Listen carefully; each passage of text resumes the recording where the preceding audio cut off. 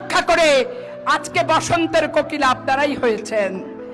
যেদিন চরাঞ্চলে কোনো রাস্তা ছিল না, আমি নিজে যখন 91 ভোটে আসি, আমার কোমর পর্যন্ত বালি, মোটরসাইকেলে ধুধু বালির ভিতর থেকে এই চরাঞ্চলে আমাকে যে ধানের শীষের ভোট চাইতে হয়েছিল, সেদিন আপনারা কোথায় ছিলেন?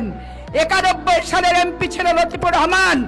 আল্লাহকে হাজির নাজিল করে বলতে পারবেন যে কোথাও একটা সিমেন্ট, রড, বালি কি ইটের গাঁথনি আপনি গেঁথেছেন? নির্লজ্জ বাহের মতো বলেন যে 30 বছর তো এক পরিবার শাসন করলো, একবার আমাদের দেখেন। আরে ভাই, সারা জীবন তো বিএনপি আওয়ামী লীগের দয়া দাক্ষিণ্য নিয়ে বড় হলেন, এখন আবার নাবালক আবার সাবালক হচ্ছে। বিরোধী দল 2 নাম্বার হবেন না 3 নাম্বার হবেন, ওইটা জাতীয় পার্টির সাথে কম্পিটিশন করেন।